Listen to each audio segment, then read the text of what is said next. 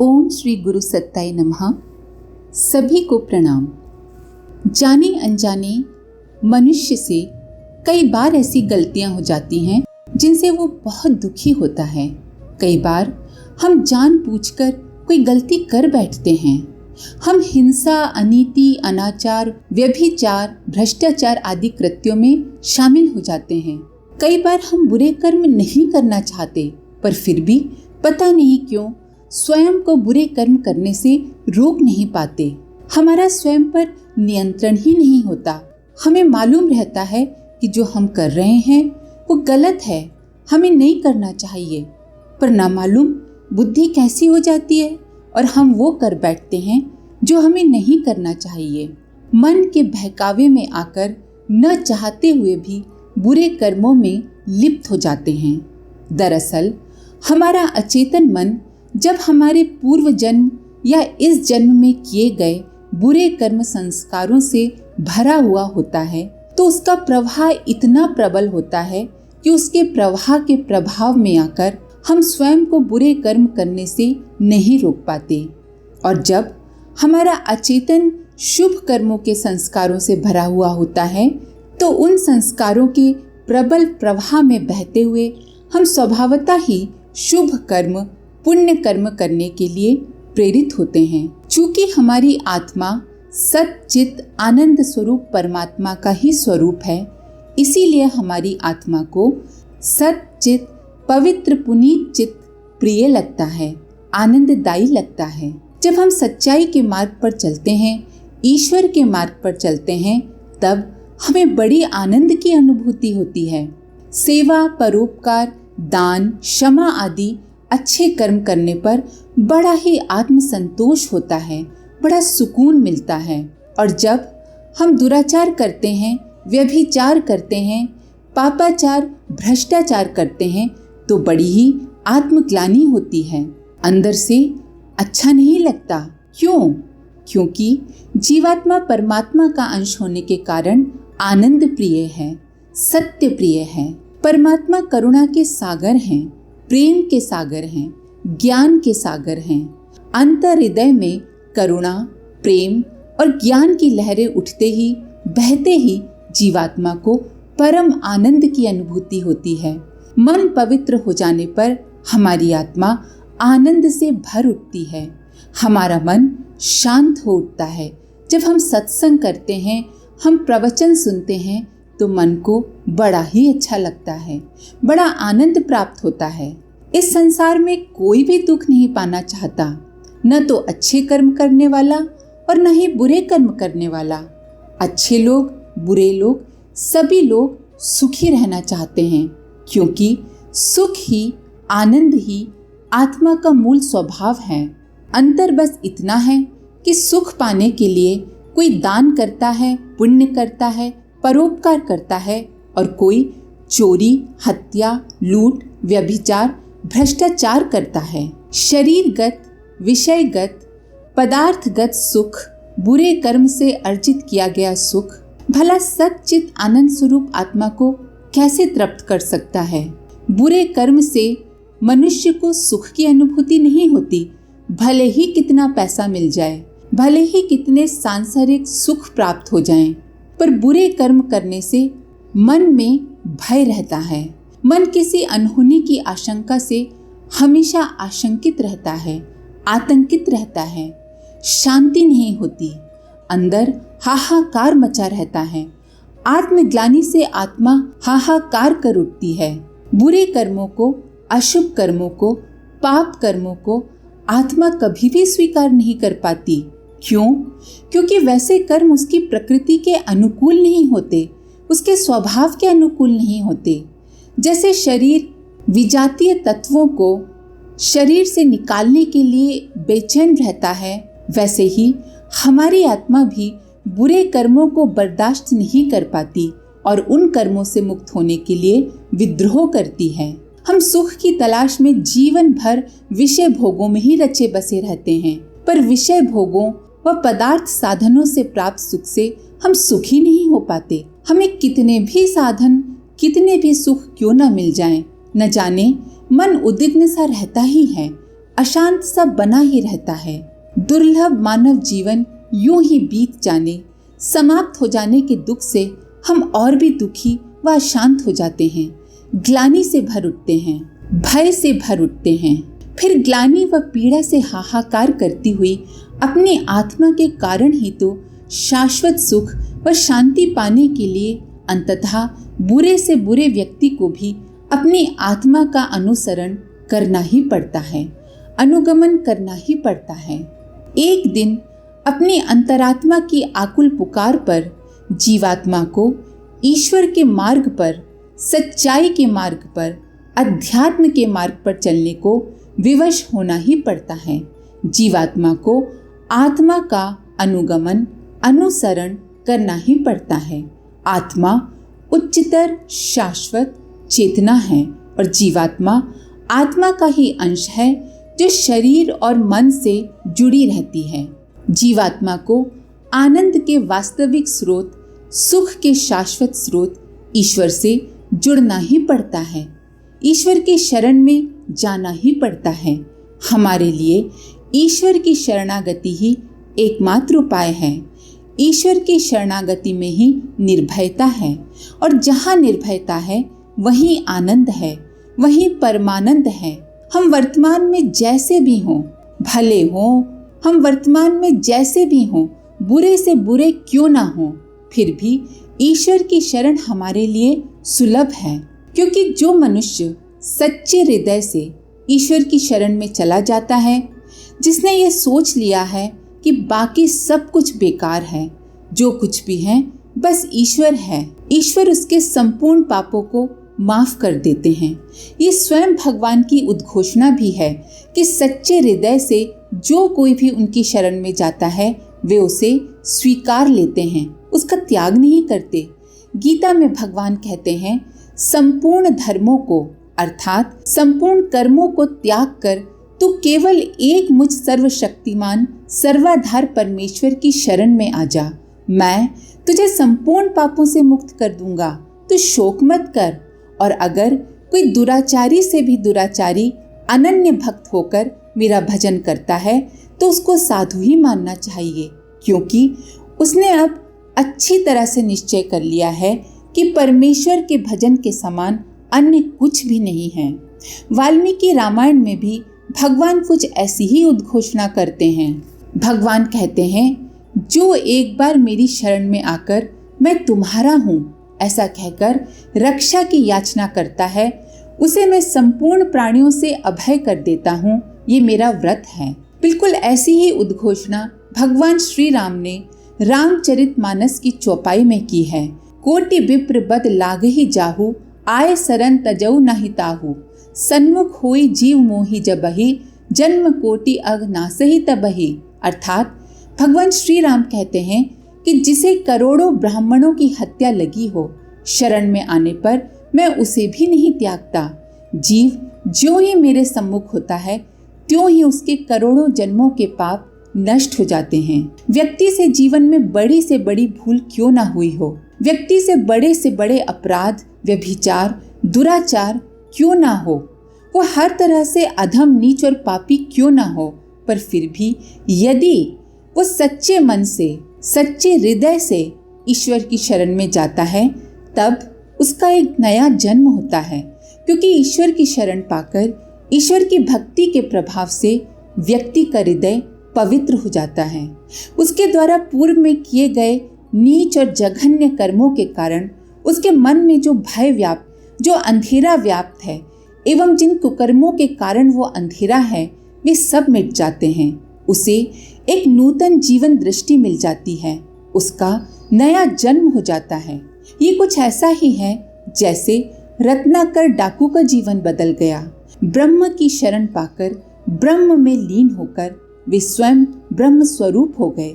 बुद्ध की शरण पाते ही डाकू अंगुलीमाल बौद्ध भिक्षु बन गया। बुद्ध की शरण पाकर वेश्या आम्रपाली बौद्ध भिक्षुणी बन गई। जब ध्रुव को उनकी सौतेली माँ ने पिता की गोद से उतार दिया तो ध्रुव को बहुत दुख हुआ।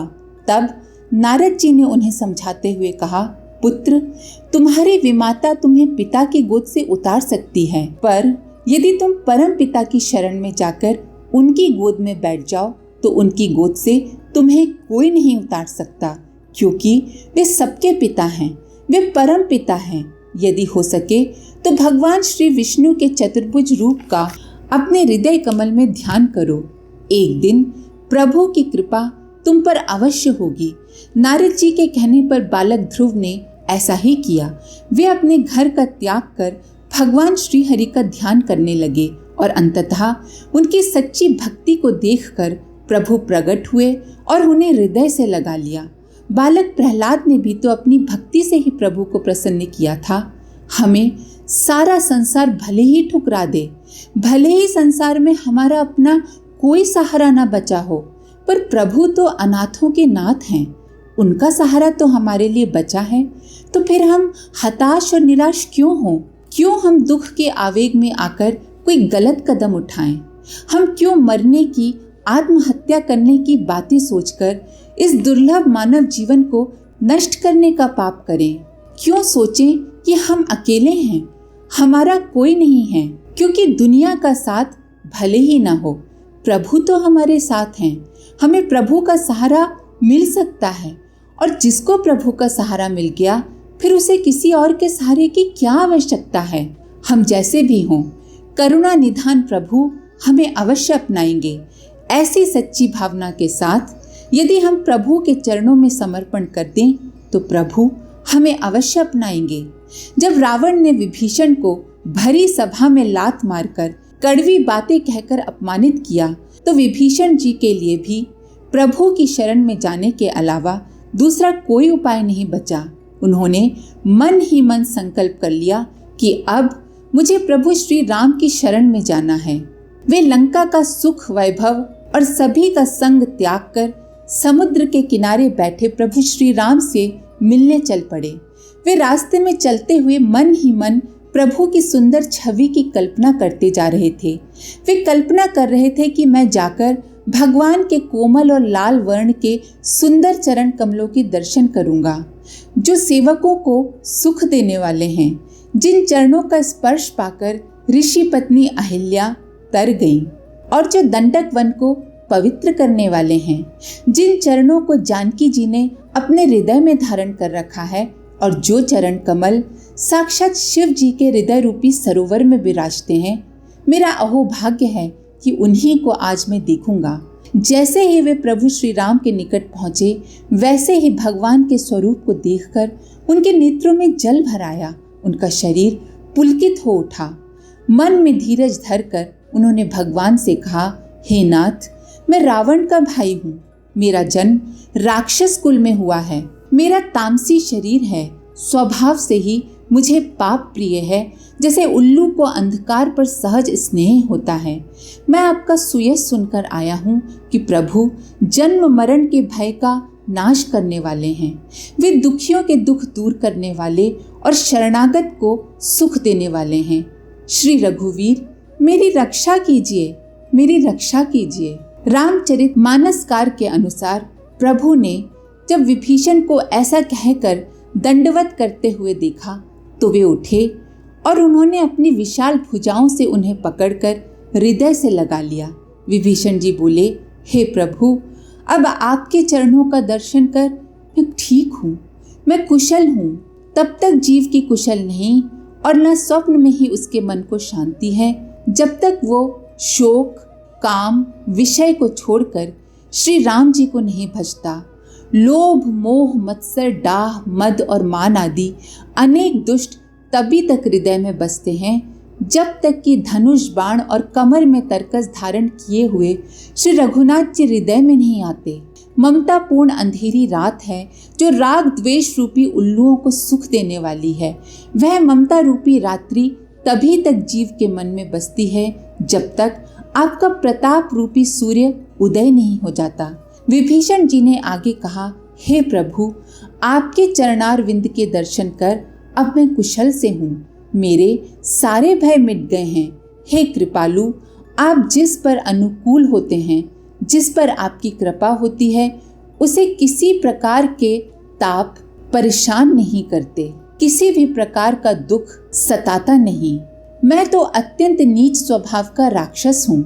मैंने कभी शुभ आचरण नहीं किया, पर फिर भी आपने हर्षित होकर मुझे अपने हृदय से लगा लिया।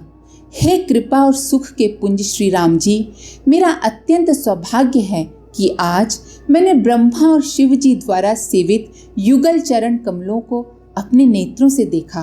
तब विभीषण के भक्तिपूर्ण वचनों को सुनकर प्रभु श्री राम बोले, हे सखा सुनो, मैं तुम्हें अपना स्वभाव कहता हूँ, जिसे काकभुशुंडी शिव जी और पार्वती जी भी जानते हैं। कोई मनुष्य कितना भी पापी क्यों ना हो, यदि वो मेरी शरण में आ जाए और मद, मोह, छल, कपट, कामना, अभिमान सब त्याग दे, तो मैं इसे बहुत शीघ्र साधु के समान कर देता हूँ। वो माता पिता, भाई, संतान, स्त्री, शरीर, धन, घर, मित्र और परिवार, इन सबके प्रति ममता का, आसक्ति का त्याग कर और उन सभी सांसारिक संबंधों की एक डोरी बनाकर यदि उस डोरी से अपने मन को मेरे चरणों में बांध लेता है और यदि उसके मन में हर्ष, शोक, भय नहीं है, तो ऐसा सज्जन मेरे हृदय में वैसे ही बसता है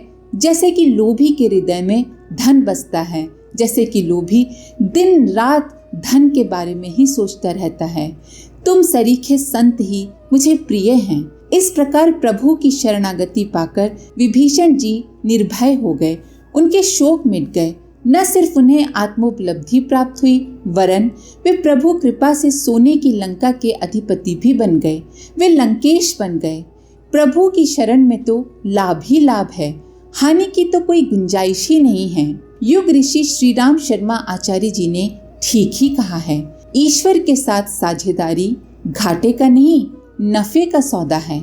ईश्वर की शरणागति हमारे लिए कितनी कल्याणकारी है, मंगलकारी है, इसकी पुष्टि महर्षि पतंजलि योग सूत्र में करते हुए कहते हैं, ईश्वर प्रणिधान से समाधि की सिद्धि होती है। महर्षि पतंजलि के कहने का आशय ये है कि ईश्वर की शरणागति से योग साधन में आने वाले विघ्नों का नाश होकर शीघ्र ही समाधि प्राप्त हो जाती है, क्योंकि ईश्वर पर निर्भर रहने वाला साधक तो केवल तत्परता से साधना करता रहता है। उसे परिणाम की चिंता नहीं रहती। उसकी साधना में आने वाले विघ्नों को दूर करने का और साधना की सिद्धि का भार ईश्वर के जिम्मे पड़ जाता है। अतः साधना का अनायास और शीघ्र पूर्ण होना स्वाभाविक ही है।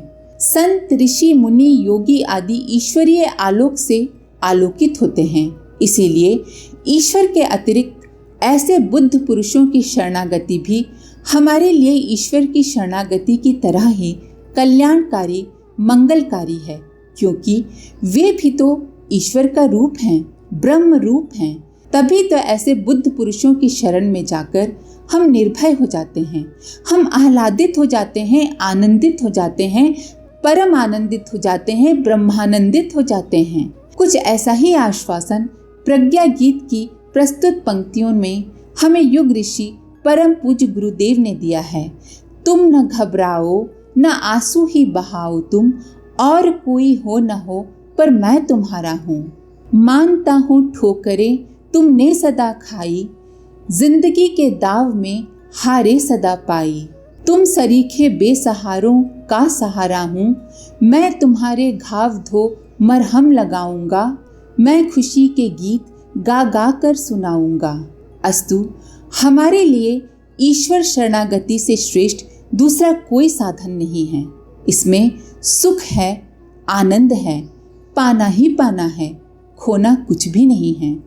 आज के लिए इतना ही। अपने विचार कमेंट बॉक्स में जरूर लिखें। आप सभी का धन्यवाद। ओम शांति।